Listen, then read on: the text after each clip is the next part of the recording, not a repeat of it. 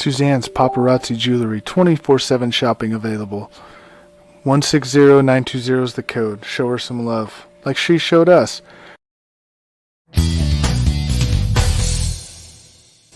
K&A Custom Crafts on Facebook.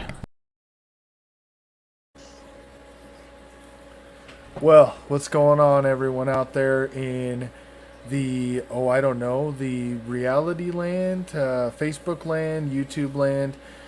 We thank y'all for joining us tonight. This is the Four Bros Radio Show. Right now, there's three of us here. We could be joined by the fourth bro here in a little bit. But right now, with me making his Four Bros debut is Mr. Mess Around. Mess Around, what's going on tonight, brother? Not much, man. How you guys doing? It's it was a nice day here on the coast. Nice sunny weather, so I didn't get to enjoy it because I had to work, but yeah, good day. Doing good. A little warm here, but not bad. And then there's Chris. Sarge is still on hiatus. I apologize for that. I know the banter between Sarge and I was fun at times, and he will be back in July. He's told me officially he'll be back in July, so we'll just hang out and we'll get other guys in to take his place until July, and then he will be back. So I know nobody can wait for that. I can't wait for Sarge to come back. Not that I don't like you guys being on here. It's always great to talk to you guys as well. So anyway, without further ado, we're going to get this thing going. So we usually talk about some different things. I thought it'd be interesting tonight if we started by talking about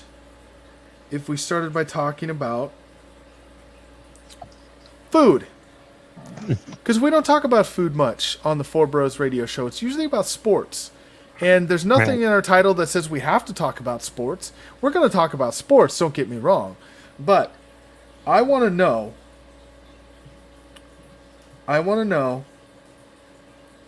what you guys think about what is your favorite. So, okay, when you go to watch a game, and it doesn't matter baseball, football, basketball, and it might change between all those. So you guys can elaborate on that if it does as well. So tell me, when you go to watch a game, whether it's live, whether it's on the TV, what's your go-to food? We'll start with you, Mess Around. What's your go-to food when you're going to watch a game? Oh my gosh, there's nothing better than the plate full of nachos covered in cheese and all the fixings, salsa, chili, onions, peppers. Nachos got to be my go-to. All right. And Chris, what's your go-to food? I would agree with nachos, but sometimes you could go with hot dogs or pizza, maybe some wings. It just depends on what you're watching, I guess. Yeah, I'll agree with that. So for me, like I was saying, if it's different, it is a little different for me. And you can't go wrong with nachos. Mess around. I'm totally with you. I love making homemade nachos, by the way, because I can add my own stuff. So There's nothing like that. There's nothing like you're saying, putting the chili on there and getting, if you like sour cream, putting the sour cream on there, the guacamole, whatever it is that you like, whatever tickles your fancy, if you will. But let's say, if I'm watching a baseball game, I think it's a little different than if I'm watching a football game. And I don't know why. Maybe that's a preconceived notion in your brain. I'm not sure. But I'm a chicken wing guy when it comes to football. And I think I always have been and I always will be. Do you agree with that, Mess Around? Are you kind of a chicken wing guy, or are you just nachos all around for any game? Yeah, chicken, it's definitely different for each sport. Like football, definitely has got to be got to be the chicken wings and a beer. You got to have beer and chicken wings, man. You can't have football without it. You could go pizza as well. I agree with that. I agree with the pizza aspect. Anything. So you guys play a lot of poker? You guys ever play poker? I'm bad at it. Not too much for me. I mean, so let me tell you, I dabble in poker, and here's why I'm good at poker. So you tell me some exciting news, and this is my face. Right. And then you tell me like tragic news, and then this is my face. So, and Mess Around knows that about me. I really don't show emotion much when it comes to anything. So, I might yell at the TV during a sports game or something if an umpire makes a bad call or a ref. I try not to do that because I know what it's like to ref, I know what it's like to umpire, and I know what it's like to be that guy. But there's Yeah. sometimes you're just like, what were you thinking, you bonehead? Why'd you make that call? Right? And I've done it at the slow pitch softball field. I mean, it's slow pitch softball. No one's down there recruiting us for the major leagues, but they make a call, and you're like, really? I saw that one from sitting in the stands. But But 90% of that's just on the ref's judgment. it's true. I mean, most of them are judgment calls. What I see may be different than what you see. Well, and so here's one. You know what? That'll take us off into our next segment. I got to ask you guys. They've been talking a lot about having robotic or automatic strike zones in baseball. What's your guys' thoughts? Because here's mine real quick. So my thoughts are, as much as they say it's not a judgment for a ball or a strike, some of it is.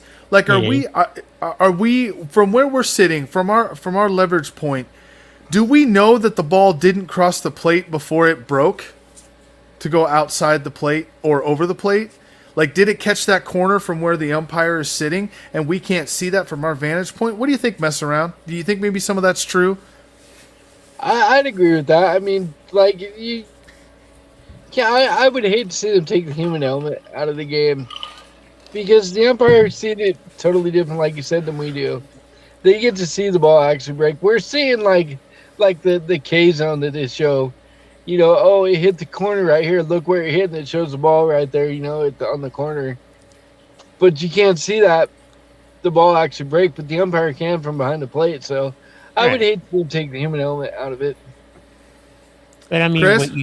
what you could do is use it as a replay almost. In that, I don't watch a lot of tennis much, but I know they have something similar to that, where they can tell if the ball hit the line to see if it was out or not. You could do kind of something like that. I mean, don't know. I guess, but what about you got a guy that's out there and he's pitching good. I mean, he's into the 8th inning. He's got a no-hitter going, and you got a borderline pitch. I mean, so borderline that the guy doesn't swing at it. But if you're an umpire, you're like, man, this guy's pitching so good. I have to give him that strike, in my opinion. Mhm. To me, what you're saying, Chris, kind of takes the human element out of that of like, swing the bat, man. If you want to hit against this guy, swing the bat. Like, let's get this game going, swing the bat. You're not going to sit here and walk all night. I've seen that in slow pitch softball. I'll admit, as an umpire, you're going to sit there with the bat on your shoulder. I'm going to call a strike and make you swing. So I think that takes, like Mess Around saying, the human element of the game is part of the game. It's part it happens, and you can blame it on whatever you want. But honestly, if your team lost 6-4, okay, and you're gonna blame it on that one call from the umpire, well, how about when your team had the bases loaded in the inning and didn't score a single run? It's probably more on that than it is that one call by the umpire. And that's how most games come out. Most games, you put yourself in a situation to lose versus that one call from the umpire. So you think I'm far off on that, Chris? Do you think that's... I don't think so. I mean, Yeah. we can go either way on this. I completely agree. And you're entitled to have your own opinion, Right. but I'm just saying, I think that... So Mess Around, elaborate on that for us. What's your thoughts? Well, if you're gonna go have like robots call the game and whatnot, and you're gonna take the human element out of the game, I mean, like, it's a judgment call 99% of the time, and they're not gonna get them all right. They're human. They're gonna make mistakes, and like you said, if you lose a game 6-4, you had the bases loaded. You had your chance to do something, and you didn't do it. So it's not about the one call. It's about what you didn't do. True. Yeah, completely agree. Just to catch up on some comments here, we have Ashley Gleason watching. Thank you for watching. She says, football is nachos. Best thing would be cameras in the plate. That's an interesting concept I didn't think about. Adam Barber says, "What's up, my dudes? Umpires will usually give the pitcher the pitch, especially if he's on." And I completely agree with that. Like I Yeah. was saying, if it's borderline and he's on, you're going to get the pitch. He's going to give it to you most of the time. And Ashley Gleason again says it can go both ways, I think. And it can. I definitely think it can. I think you could make an argument both ways, for sure. But that brings me to my next point about baseball. What do you think about this either it's hit a home run or strikeout? Because we've seen the average this year. So the last full season we saw, obviously, that wasn't shortened because of COVID, was 2019. In 2019, an average major league player was hitting 278. That was kind of the average. This year it's down to 261. It's 17 points lower in a full season this year. And guys are striking out at an alarming rate. I think I saw a statistic that said the average major league player is striking out once every 9 at-bats right now. Insane. I mean, that's crazy. Think about it. And some guys, so to make that average, that means that some guys are more. I think I saw that a guy like Aaron Judge is on pace to strike out 212 times this year in a 162-game season. Jeez. 212 times. And then everyone's like, well, is that a lot? Well, a guy like Tony Gwynn, who batted, 340 for his career, 330, Right. whatever it was, okay? He struck out, in 19 seasons, he struck out 418 times in 19 years. And you're talking about a guy that's going to strike out 212 times in one season? Yeah, that's just insane. I mean, But- that's Can a lot of this be attributed to the pitchers using their special stuff they put on the ball? I mean, we've seen pitchers get caught with it lately. It's true. I mean, there's a report that came out today that I was reading that there's a former traveling clubhouse guy that's saying that he gave illegal substances to a few of the big names in baseball. And if you get a chance to read that article, read it, because I mean, these are not little names. You're talking Justin Verlander, Max Scherzer. Who was the other one, the big one? Troy Percival. If you remember Troy Percival from back in the early 2000s with yeah, the the Angels Tigers, and the Tigers. Yeah, he was talking about that too. Ashley- Garrett Cole got caught a week ago or whatever it was for the Yankees. I know. So, Adam says crazy. that's why I hate to umpire. You're wrong no matter what, and I completely agree with that. I've been there. Ashley Gleason says that I would hate to strike out. Wasn't a hitter. Welcome to the show, Big B. And Adam also says mess around, struck out 6 times, 6 times, 1 time, and 1 at bat at slow pitch softball. we're not talking about this. Big B, welcome to the show. We were talking about what you can attribute to so many strikeouts in Major League Baseball. Do you have a thought on that? People just trying to hit the long ball, because I know I was always told, you try to hit it, if you're trying to hit the home run, you're going to strike out. So if you just go out there patiently and just put bat to ball, you're going to strike out less. So I would say it's everybody trying to go deep. Yeah, I mean, that's definitely a tribute to it. But let me ask you, so would you rather have a guy in your team, okay, that's going to hit, let's just throw out some numbers. So would you rather have a guy that hits 310 with 20 homers and 85 runs driven in on the year, or would you rather have a guy and strikes out, say, 90 times? Or would you have the guy on your team that hits 256 with 45 home runs, 100 RBIs, but struck out 186 times? Which guy would you rather have on your team? That's tough. I mean, because I guess it would all depend on what the rest of your team's doing. If the guy with the 100 and some RBIs and we're winning, and the rest of the team is kind of average, then I take that guy. But if we're losing and the guy's, doing it all, I mean, we need to shake up something. So I guess it all depends on what the rest of the team is doing. But I mean, yeah, the 45 home runs is definitely what everybody wants to do. I mean, every hitter wants to go up there and hit. Yeah. So- Mess around. What are your thoughts? I I would go with the guy with 100 RBIs just because he's producing. He's not striking out quite as much, right? Or was that No. the second No, one? it was the other way around. But I mean that's yeah. Okay, then give me the guy that strikes out less. It has a better on base percentage, better average, and it's being more productive for his team than the guy that's driving in 100. Don't act like I'm not fucking here. Yeah, I think for sure. Chris, what are your thoughts? I mean, yeah, you want players with the best numbers, and I would kind of agree with everybody. Right, but I guess the question is, would you rather have the guy with the more home runs and more strikeouts, or a guy with a higher batting average, less strikeouts, but that means he has a better on base percentage? Probably the better on base percentage, I would think. Yeah, I mean, it's a toss up. I mean, for this scenario, you're going to go with the guy with the more runs scored and RBIs and home runs. But in longevity, if you got two guys that are hitting 20 to 30 bombs, 310 to batting average or whatever, and splitting up that might look better. So, just one-on-one, you're going to take the guy with the home runs. But Then there's nothing wrong with that. There's nothing wrong with that, I don't think, in that analysis. as long as you're winning. Yeah. So, Big B, you weren't on with us. The first question we asked tonight was, what's your go-to food for watching a game?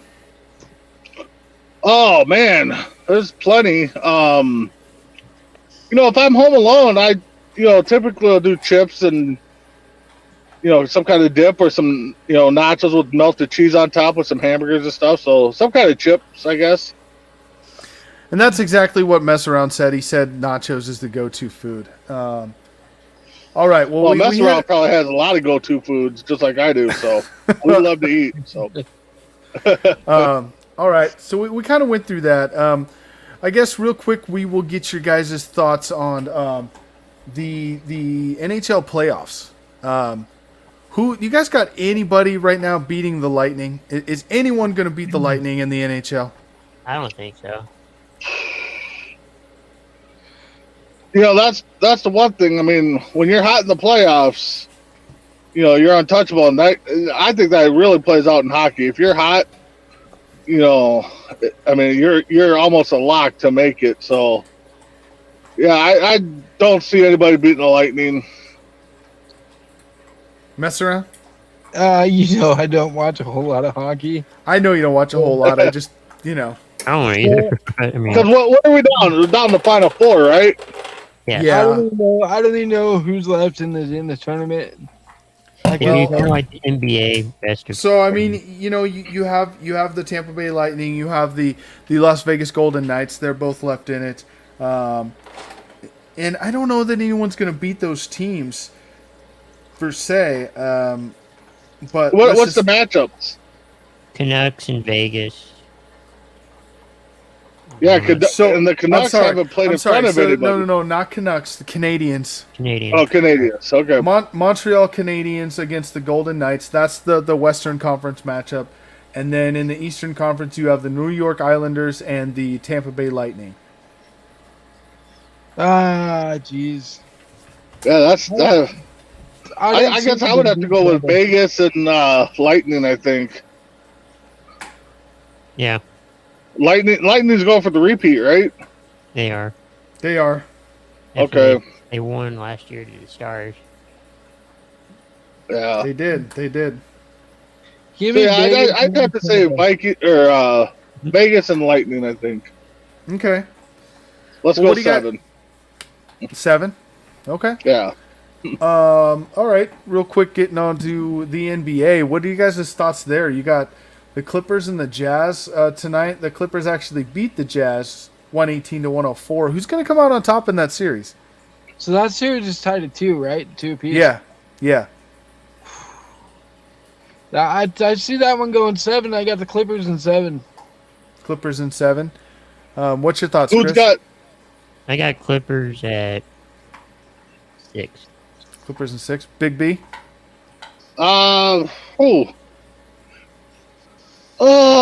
I'll be the oddball just for debate purposes. I'll go Utah in 7. Utah in 7. Okay. Somebody just scored 62 tonight. Oh no, okay. It was a I was combined score. It's like I It don't was a think combined so. score. But Yeah, yeah, I was just like, I just saw 62, but I was just Right. like, wow. right. And then what about the Sixers and the Hawks? That series also tied at 2, as the Hawks came back to tie the Sixers. And I didn't think that was going to be as good a series as it is, but it's tied at 2 right now. So we'll start with Chris on this one. Who do you got taking that series, Chris? In what matchup? I'm sorry. That it's the Sixers and the Hawks. I got the Hawks. Got the Hawks. And I'm not sure. Mess around. You know, I'm gonna get stick with Philly. I've been with Philly all year. I've said that they were gonna make at least the Eastern Conference Finals. I don't see anybody getting past the Nets in the East, so I'm gonna say the Sixers win in 6. And Big B. Yeah, I'm gonna have to stick with the Sixers. I kind of like, the mix of talent they got there. I'll be with mess around. I'll say Sixers in 6. Okay. Oh. And how about Oh, what? Oh. and Recently tomorrow? caught So I would say so. And tomorrow you have the other game in the Eastern Conference. A series is also tied at 2 between the Bucks and the Nets. So Big B, take this one first. Who you got winning that series? If the Nets are healthy, I mean, they got probably the dynamic 3 right now, so I got to go with the Nets taking that. What's it, 3-1? It's 2-2. You do. 2-2? Yeah, that'll probably be a battle. I say Nets in 7. Mess around. If the Nets were healthy, if they had Kyrie and Harden, I would say Nets in 6. But since they're not, I'm going to say Nets in 7. And Chris.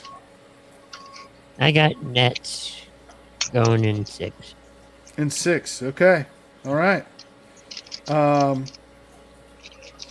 Let's see. Anything else? So we is could talk- Kyrie out? Just out of comment, Kyrie's out for Game 5? Yep. I think he's out indefinitely. Well, I mean, it definitely I think- could be back for any game, but yeah, he's Oh, out yeah. for Game 5. Okay, so okay. That's why I was saying if the Nets were healthy, Yeah. I'd say Nets in 6. No, I got you, Dave. So real quick. We're gonna get to rapid fire. That's everyone's favorite thing. I know that. We'll get there. But real quick, what are your thoughts on the upcoming NFL season and how draft picks are going to shape out, the free agency? We're going to avoid the Aaron Rodgers question because, quite frankly, I'm tired of talking about it. Yeah. We've already covered it, yeah. We that's beating a dead horse at this point. Yeah, there's nothing new on the front right now, I don't think. So. Right.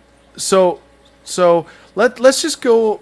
We'll go around. Everyone's got a different team. Chris, give us Yeah. true, honest I will. analysis of how you think your team's going to be this year. I mean, I feel like we're going to improve a little bit. By how much? Because of the new format, with the schedule and all that. We were 6-12 last year. Something like that. 6-10. 6-10. Mm-hmm. We might make it 7 wins. Okay. At least Seven. that's how I feel. Okay. And mess around. What's your feeling? Well, y'all know I'm the Bears fan. Honestly, I'll give my honest opinion here. I see a 8-9 season. It all depends on how Dalton plays. If he plays good and can win some games until the rookie Fields is ready, then we'll have a chance to make the playoffs. But if he doesn't, then I see an 8-9 season. Okay. And Big B. It's always tough because, I think if the offense for the Vikings stays where it's at, they've added a lot of nice pieces to the defense, so if they can gel together, A 10-win season wouldn't be off the radar, but going by what I've seen last year, and with the extra game and stuff, I'd probably put them at 8-9, 9-8, somewhere around there. Just ahead or tied with the Bears. So, Okay, all right. And I'm just going to tell you real quick, Green Bay. Rodgers in, we're probably 11 to 12 wins. Rodgers out, we're probably closer to 6 or 7. I won't lie about that. I will be straight up and tell you that's where we're at. So I think a lot of people would agree with you on that. yeah. So that is all I got for that. I think we'll get into some rapid fire. Big B, what do you think? Should we pick on the rookie and mess around and let him go first tonight? Oh yeah, rookies first Yeah. all the time. I think so too. So we're going to go 3 questions each. We're going to go around, mess around. We're going to start with you.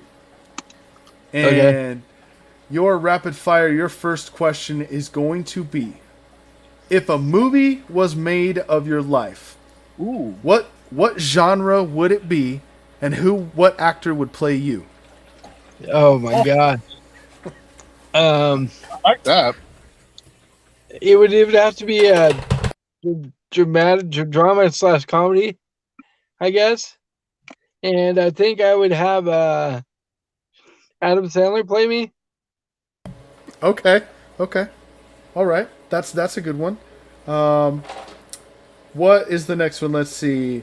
Are you a morning person or a night person? Oh, I'm definitely a night person. Yeah, I knew that one already. Right.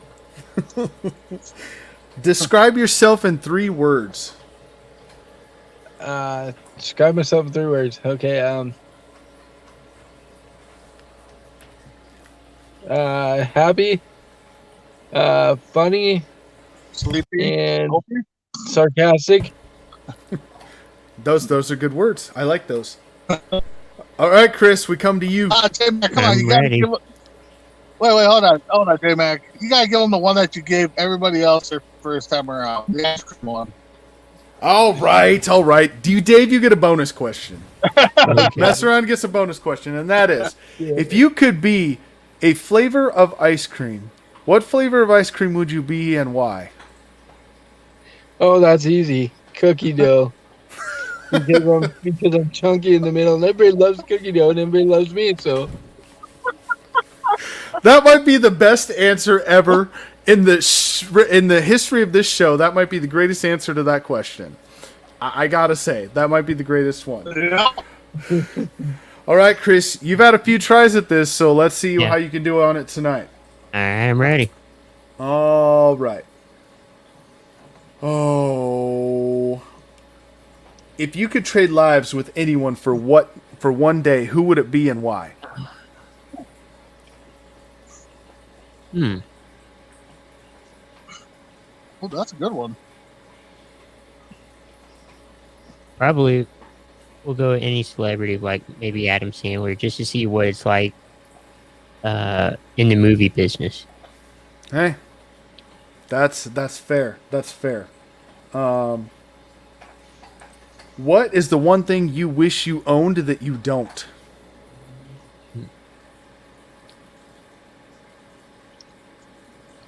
The hoverboard. Yeah, that's a Just good to see if answer I could too. ride it. I don't know. Yeah. What is the one thing that you're most afraid of? Skydiving. Skydiving. Okay. All right, Mr. Big B, are you ready for your question, sir? Oh, they got all the good ones. What's left? What celebrity annoys you the most? Oh, jeez. Long list. Yeah.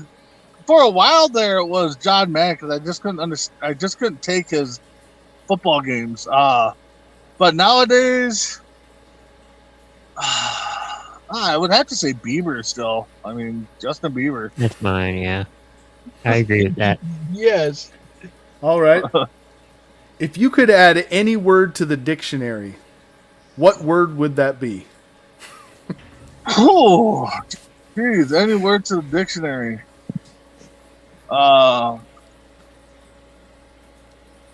God.